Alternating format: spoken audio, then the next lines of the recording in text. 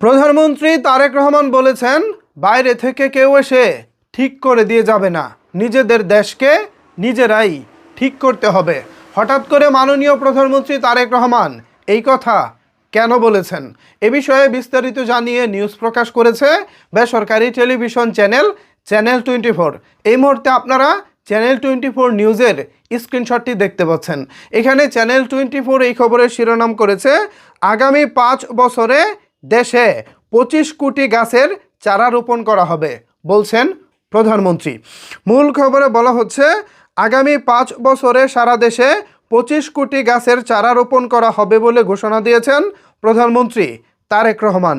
তিনি বলেছেন, দেশে প্রয়োজনের তুলনায় গাছের সংখ্যা কম, জলবায়ু পরিবর্তনের প্রভাব মোকাবিলা, পরিবেশ রক্ষা এবং দেশকে আরও সবুজ করে তুলতেই এই কর্মসূচি বাস্তবায়ন করা হবে।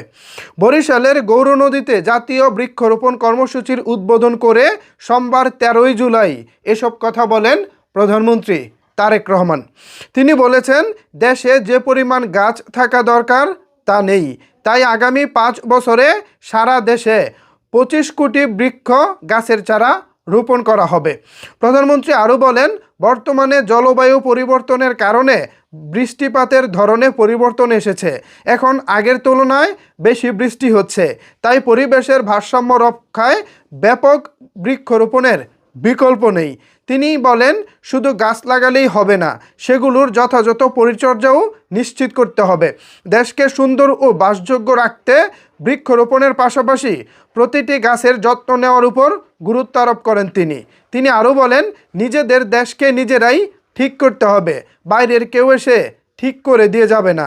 এ সময় প্রধানমন্ত্রী জাতীয় বৃক্ষরোপণ কর্মসূচির জন্য নতুন স্লোগান ঘোষণা করেন, বৃক্ষরোপণে সাজায় দেশ, সবার আগে বাংলাদেশ। গৌরনদীতে আয়োজিত কর্মসূচির মাধ্যমে প্রধানমন্ত্রী 2500টি বৃক্ষরোপণের অংশ নিলেন। এর আগে একদিনের সফরে সোমবার সকালে সড়ক পথে বরিশালের উদ্দেশ্যে রওনা হন প্রধানমন্ত্রী তারেক রহমান। প্রধানমন্ত্রীর অতিরিক্ত প্রেস সচিব আতিকুর রহমান রুমন জানান, সফরের অংশ হিসেবে গৌরনদীর বাঠাজোর ইউনিয়নের নতুন খনন করা সরিকল খালের পাশে বরিশাল জেলা সদরের 30 গোডাউন বন্যভূমি এলাকায় এবং 30 গোডাউন সংলগ্ন সাগর নদী এলাকায় পৃথক বৃক্ষরোপণ কর্মসূচিতে অংশ নেন তিনি। এছাড়া বিকেলে বরিশাল শিল্পকলা একাডেমিতে বিএনপিও এর অঙ্গ ও সহযোগী সংগঠনের নেতাদের সঙ্গে মতবিনিময় সভায় অংশ নেওয়ার কথা রয়েছে প্রধানমন্ত্রীর। উল্লেখ্য, প্রধানমন্ত্রী হিসেবে দায়িত্ব গ্রহণের পর এটি তারেক রহমানের প্রথম বরিশাল সফর। তো তিনি যেটা শুরুতে বলতেছেন, বা আমি যেটা ভিডিও শুরুতে বলেছিলাম, বিদেশের কেউ এসে দেশ ঠিক করে দিয়ে যাবে না, অর্থাৎ বাইরের কেউ এসে দেশ ঠিক করে দিয়ে যাবে না, নিজেদের দেশকে নিজেরাই ঠিক করতে হবে। প্রধানমন্ত্রী তারেক রহমানের এই কথার সঙ্গে আমি সম্পূর্ণ একমত। দেখুন, আমাদের বিপদ আমাদেরই সামাল দিতে হবে, বাইরের কেউ এসে আমাদের বিপদ থেকে রক্ষা করবে এই আশায় যদি বসে থাকি, তাহলে আমাদের ভিটে বাড়ি যা আছে সবই জলে চলে যাবে। তার আগে যেটা করতে হবে, আমাদের সুরক্ষার জন্য নিজেদের যতটুকু সামর্থ্য আছে সেই সামর্থ্য অনুযায়ী কাজ করে যেতে হবে। বর্তমানে বৈশ্বিক যেই জলবায়ুর যে পরিবর্তন হয়েছে, এই জলবায়ু পরিবর্তনের ফলে আমরা যারা একটু নিচু স্তরের দেশ আছে, নিচু স্তরের দেশ বলতে আবার আমাদের দেশকে ছোট করে বলছে না, নিচু বলতে জমি নিচু আর কি, আমরা যারা একটু নিচুতে বসবাস করি, আমরা কিন্তু অনেক বিপদে রয়েছি।